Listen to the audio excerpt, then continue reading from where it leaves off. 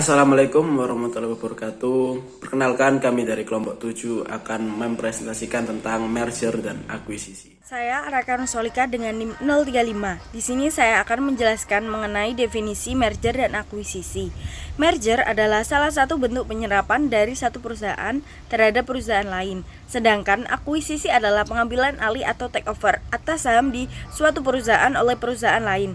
Merger dan akuisisi keduanya adalah strategi bisnis yang digunakan untuk pertumbuhan daya saing dan nilai tambah di perusahaan. Keduanya memiliki persamaan dalam tujuan strategis untuk menciptakan sinergi, kompleksitas, proses transaksi, dan berdampak pada pemegang saham. Selanjutnya, contoh perusahaan merger dan akuisisi. Untuk contoh pertama, merger, yakni Gojek dan Tokopedia bergabung pada tahun 2021 menjadi perusahaan Goto Group. Yang kedua, Bank Syariah Mandiri, Bank BNI Syariah dan BRI Syariah bergabung pada tahun 2021 menjadi Bank Syariah Indonesia Tbk. Bank Syariah ini terbesar di Indonesia dengan aset mencapai 200 triliun.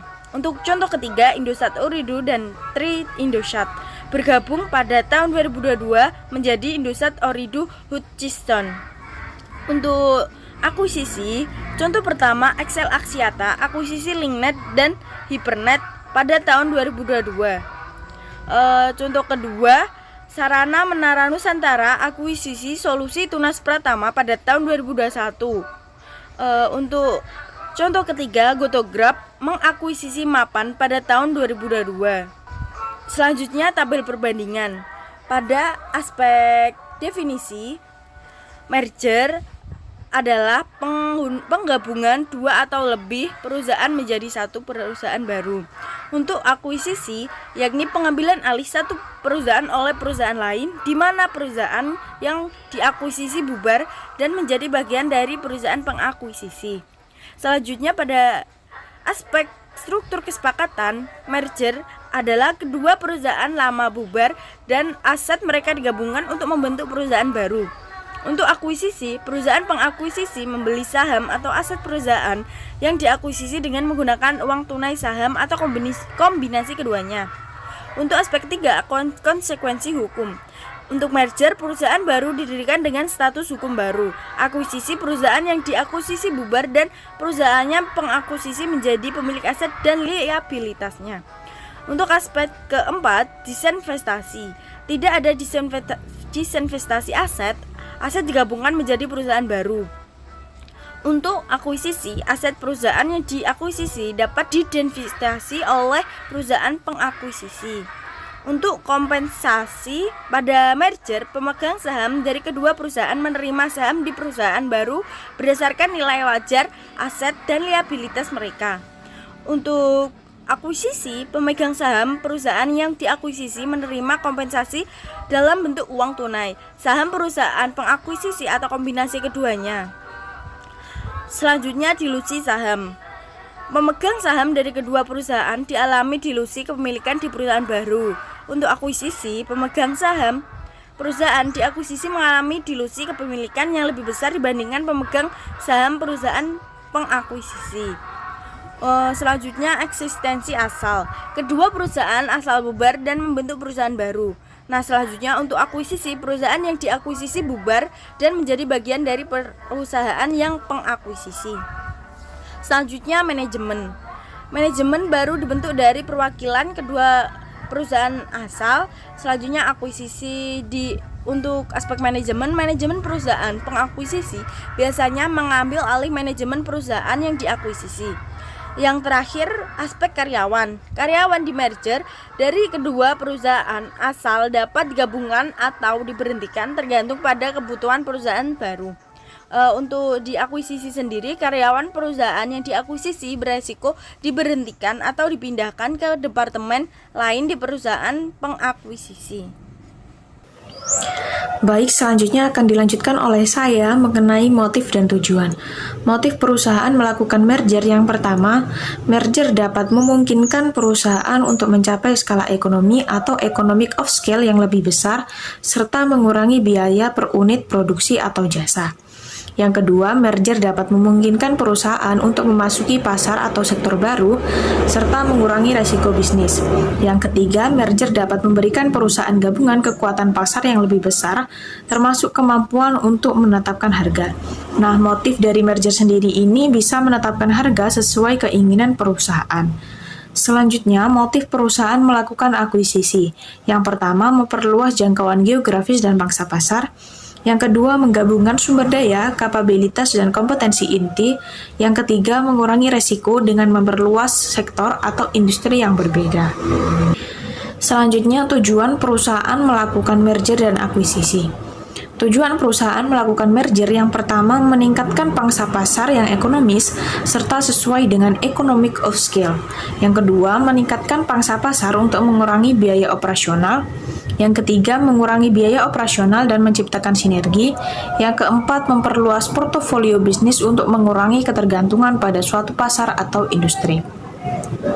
Selanjutnya, tujuan perusahaan melakukan akuisisi yang pertama, meningkatkan kemampuan inovasi dan daya saing. Yang kedua, mengurangi persaingan di pasar dengan menyingkirkan pesaing utama. Yang ketiga, meningkatkan pangsa pasar dan kekuatan negosiasi. Yang keempat, menggabungkan sumber daya, kapasitas, dan kompetensi inti untuk menciptakan energi. Selanjutnya, contoh konkret merger dan akuisisi dapat membantu perusahaan mencapai tujuannya. Yang pertama, akuisisi WhatsApp oleh Facebook dengan tujuan mengintegrasikan platform pesan instan dan meningkatkan efisiensi biaya operasional. Yang kedua, akuisisi Time Warner oleh AT&T dengan tujuan mendiversifikasi bisnis dari telekomunikasi ke konten media.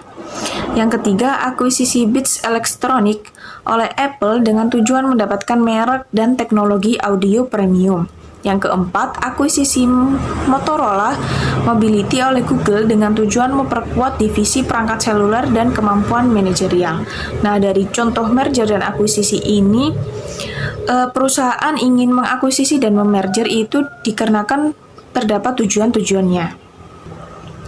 Selanjutnya, faktor-faktor yang dapat mendorong perusahaan untuk melakukan merger dan akuisisi.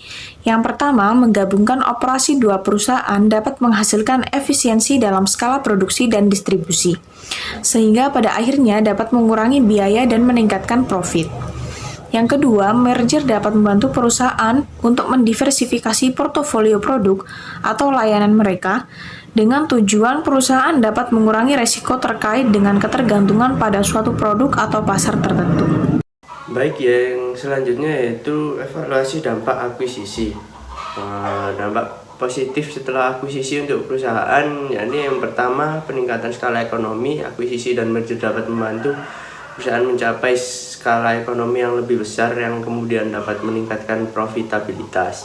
Yang kedua, diversifikasi dan ekspansi pasar. Akuisisi dan merger dapat membantu perusahaan memperluas jangkauan pasar untuk segmen pelanggan baru serta mendiversifikasi produk untuk mengurangi resiko bisnis. Yang ketiga, yakni akses ke teknologi dan keahlian baru. Akuisisi dan merger dapat memberikan perusahaan akses ke teknologi dan keahlian yang baru sebelumnya yang tidak tersedia. Kemudian untuk dampak negatif bagi perusahaan, yakni adanya potensi monopoli. Akuisisi dan merger terutama yang melibatkan perusahaan besar dapat mengurangi tingkat persaing di industri. Hal ini dapat mengakibatkan harga yang lebih tinggi, kualitas produk yang lebih rendah, dan inovasi yang terbatas. Yang kedua, yakni adanya ketidakpastian. Perusahaan, regulasi, kondisi ekonomi yang tidak terduga, penyebab lainnya membuat ketidakpastian merger dan akuisisi menjadi tinggi. Kemudian yang tiga, hilangnya pekerjaan. Akuisisi dan merger seringkali menyebabkan pengurangan tenaga kerja karena perusahaan yang bergabung mungkin berusaha menghemat biaya. Kemudian untuk dampak positif bagi karyawan, yakni peluang baru untuk kemajuan karir. Kemajuan karir bagi karyawan, kemudian peluang baru untuk kemajuan dampak positif bagi karyawan, yakni peluang baru untuk kemajuan karir. Akuisisi dan merger ini dapat membuka peluang baru untuk kemajuan karir bagi karyawan. Kemudian peningkatan gaji dan tunjangan. Akuisisi dan merger dapat mengarah pada peningkatan gaji dan tunjangan bagi karyawan dikarenakan perusahaan baru mungkin memiliki struktur yang lebih baik. Kemudian yang ketiga, peningkatan stabilitas pekerjaan. Akuisisi dan merger dapat meningkatkan stabilitas pekerjaan bagi karyawan karena perusahaan yang lebih besar mungkin lebih tahan terhadap gejolak ekonomi. Kemudian dampak negatif bagi karyawan, kekhawatiran akan masa depan. Akuisisi dan merger dapat menyebabkan kekhawatiran bagi karyawan tentang masa depan mereka karena mereka mungkin belum mengetahui tujuan dan rencana perusahaan baru. Yang selanjutnya yakni kehilangan pekerjaan. Akuisisi dan merger seringkali mengakibatkan pengurangan pekerjaan dan karyawan mungkin beresiko diberhentikan dikarenakan tidak sesuai dengan keinginan dan kompetensi mereka. Kemudian perubahan budaya lingkungan kerja. Akuisisi dan merger dapat menyebabkan perubahan signifikan dalam lingkungan dan budaya kerja yang dapat membuat karyawan merasa tidak nyaman dan kesulitan beradaptasi. Manfaat akuisisi terdapat 6 manfaat, yakni pertumbuhan. Adanya akuisisi ini membuat perusahaan menginginkan adanya pertumbuhan yang cepat serta baik dalam skala pasar saham. Kemudian dapat meningkatkan dana, perusahaan juga dapat meningkatkan dana sehingga ekspansi perluasan usaha secara internal maupun eksternal dapat terlaksana. Yang ketiga, menambah keterampilan manajemen serta teknologi. Penggabungan dengan perusahaan yang lebih maju dalam manajemen dan teknologi dapat meningkatkan manajemen dan teknologi sebuah perusahaan.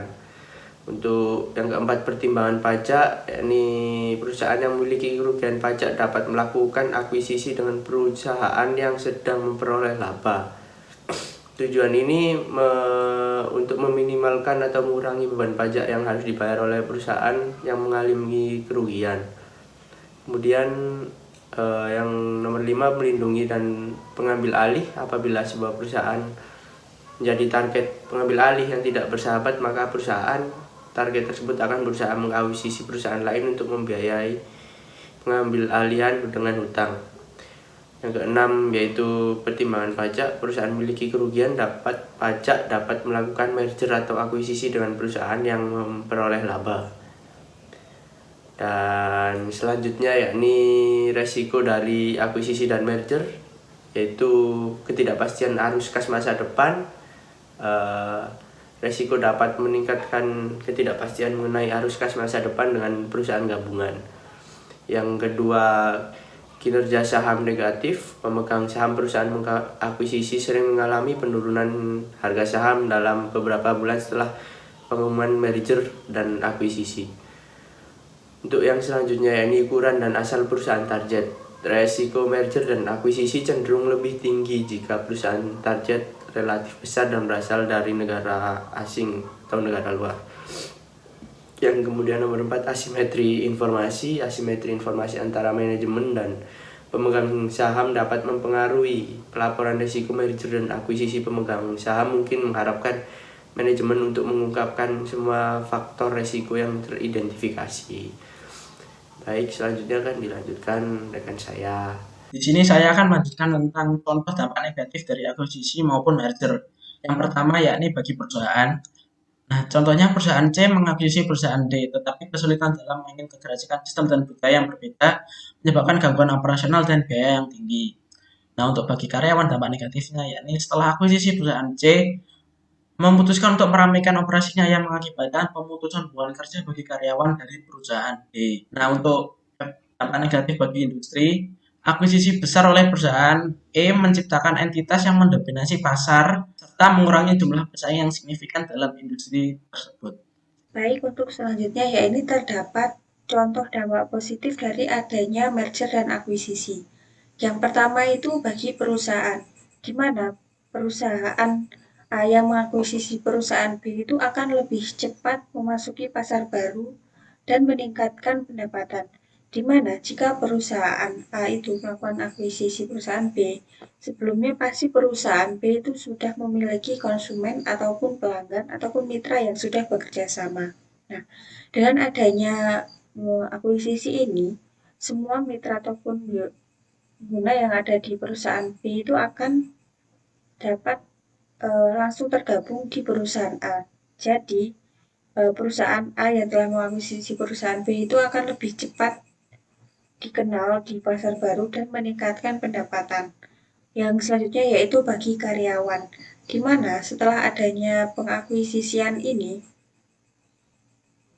karyawan yang sudah ada di perusahaan B pasti akan tidak dilakukan pengurangan karyawan gitu, sehingga perusahaan dari karyawan B itu diadakan pelatihan ataupun semacam adaptasi untuk dapat beradaptasi di perusahaan A.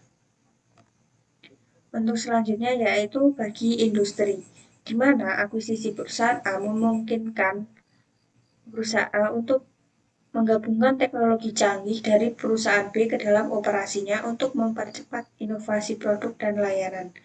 Jadi dengan bergabungnya kedua perusahaan ini, pasti sebelumnya kedua perusahaan ini sudah memiliki kelebihannya masing-masing. Sehingga jika kedua perusahaan tersebut pastinya akan menimbulkan inovasi yang lebih canggih lagi. Kemudian manfaat, di mana bagi perusahaan dapat memperluas jangkauan pasarnya untuk karyawan. Manfaatnya yaitu kedua perusahaan dapat memanfaatkan sumber daya yang lebih besar untuk industri, yaitu secara keseluruhan dapat melihat peningkatan dalam inovasi dan efisien.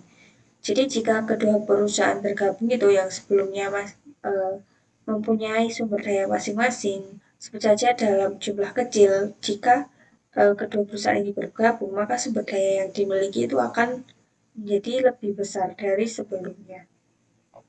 Untuk selanjutnya yaitu studi kasus akuisisi yang sukses, di mana di sini kami mengambil analisis dampak keputusan akuisisi terhadap kinerja keuangan PT Bank Rakyat Indonesia Tbk. Studi kasus akuisisi BTMU Refinance oleh PT Bank Rakyat Indonesia Tbk. Yang pertama itu latar belakang, di mana globalisasi ini telah membawa perubahan signifikan di berbagai aspek kehidupan. Nah, perusahaan itu merespon dengan perkembangan ini dengan berbagai aksi korporasi. Salah satunya adalah ekspansi bisnis, di mana ekspansi ini dapat dilakukan dalam dua bentuk, yaitu business expansion yang memperluas modal kerja tanpa mengubah struktur modal, yang B yaitu financial expansion yang melibatkan penambahan alat produksi dan memerlukan tambahan modal jangka panjang dan mengubah struktur modal perusahaan. Kemudian, tren merger dan akuisisi itu terus meningkat, termasuk di Indonesia, yaitu pada PT Bank Rakyat Indonesia Terbuka atau BBRI sering melakukan merger dan akuisisi untuk mengembangkan usahanya, termasuk akuisisi 99% saham BTMU Refinance pada tahun 2016.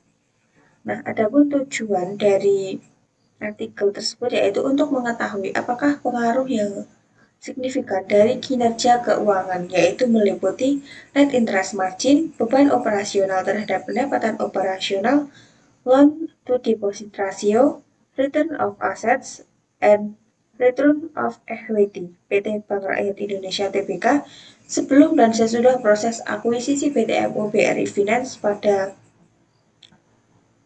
2016 silam. Nah, untuk metode yang digunakan dalam penelitian ini yaitu menggunakan data deskriptif kuantitatif dengan sumber data sekunder dari website resmi PT Bank Rakyat Indonesia. Teknik analisis data itu menggunakan uji normalitas Shapiro-Wilk dan uji Pirate Sample t-test. Jadi, dalam artikel tersebut, faktor-faktor yang menyebabkan keberhasilan akuisisi BTMU Refinance oleh PT BRI dapat dilihat dari beberapa pengaruh signifikan dari kinerja keuangan. Yang pertama yaitu ada net interest margin atau NIM, di mana dari perhitungan data kuantitatif yang telah dijalankan itu menunjukkan bahwa nilai SIG-nya itu 2, lebih dari 0,5. Berarti net interest margin itu berpengaruh signifikan terhadap PT BRI. Hal ini menunjukkan bahwa proses akuisisi ada peningkatan dalam pendapatan bunga atas aktiva produktif secara signifikan pada PT Bank Rakyat Indonesia Terbuka, yang kemudian atau beban operasional terhadap pendapatan operasional atau disingkat BOPO.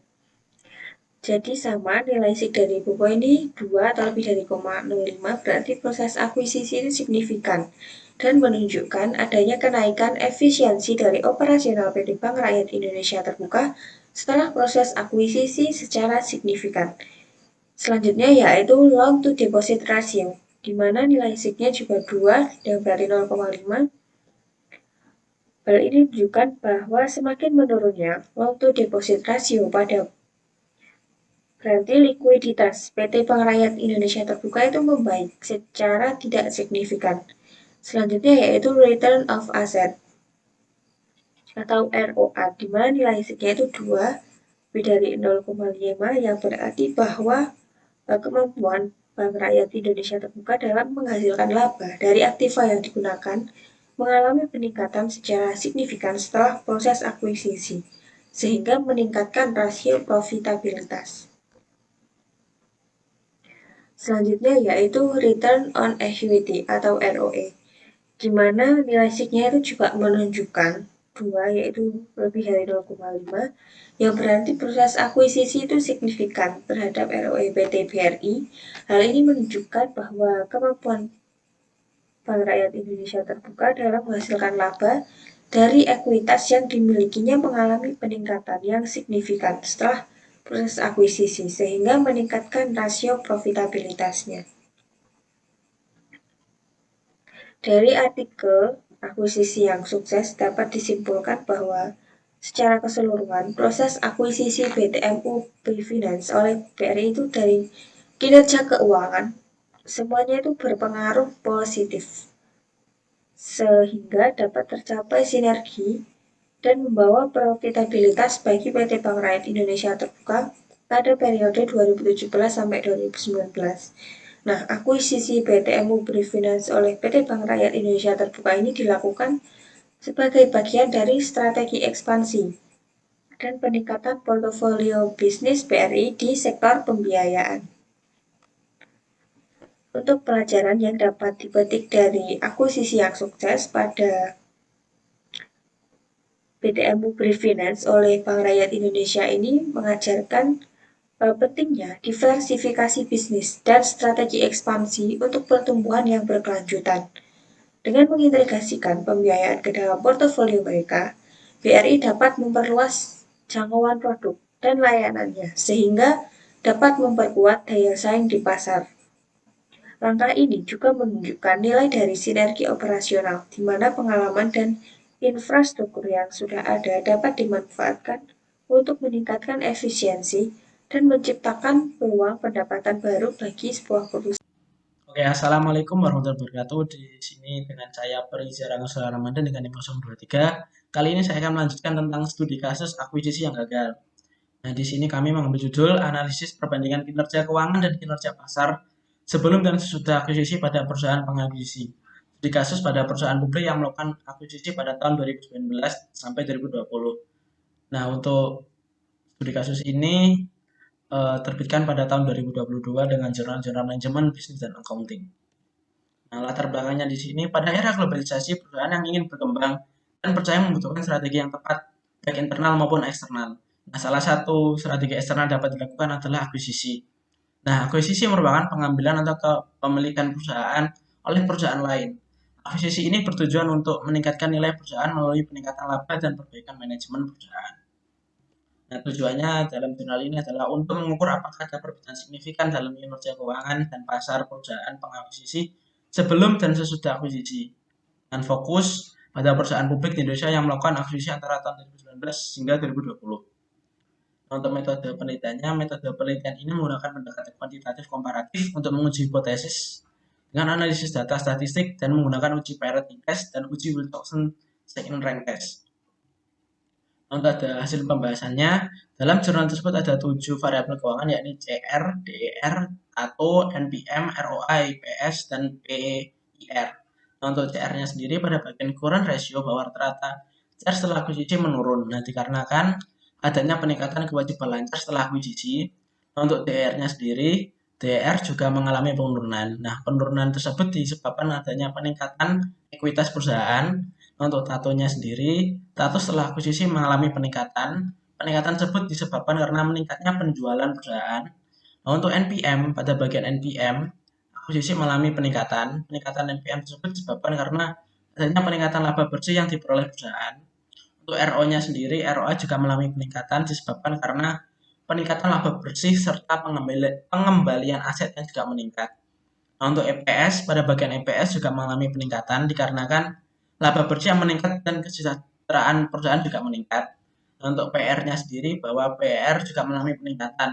Nah, sebabnya meningkatnya PR adalah naiknya harga saham perusahaan serta kenaikan dari EPS tersebut. Nah, hasil pembahasan selanjutnya yakni menganalisis tidak signifikan atau signifikan dari perubahan tersebut. Nah, untuk CR-nya tidak ada perbedaan signifikan. Begitu juga untuk DER, MPM, ROA, EPS, dan juga PR. Nah, mengapa dikarenakan tidak signifikan? Dikarenakan hasil P-nya itu lebih dari 0,05. Nah, selanjutnya yakni data yang berdistribusi normal diuji menggunakan uji parity test dengan hasil sebagai berikut. Nah, untuk total aset turnover atau TATO tidak ada perbedaan signifikan. Juga menggunakan Tobinski juga tidak ada perbedaan signifikan. Nah, dikarenakan apa? Dikarenakan nilai P-nya itu lebih dari 0,05. Nah, hasil ini mengindikasikan bahwa akuisisi tidak memiliki dampak yang signifikan terhadap likuiditas, solvabilitas, efisiensi aset, probabilitas, kinerja pasar maupun nilai perusahaan dalam jangka pendek. Nah, kesimpulannya, pada penelitian di atas ditemukan bahwa kinerja keuangan perusahaan sebelum dan sesudah akuisisi berdasarkan rasio keuangan yaitu CR, DR, TATO, NPM, ROA, EPS, dan PR bahwa tidak ada perbedaan signifikan sebelum dan sesudah akuisisi, serta pada kinerja pasar perusahaan sebelum dan sesudah akuisisi yang digambarkan dengan rasio Tobinski menunjukkan bahwa tidak ada perbedaan yang signifikan sebelum dan sesudah akuisisi. Sekian dari saya. Wassalamualaikum warahmatullahi wabarakatuh.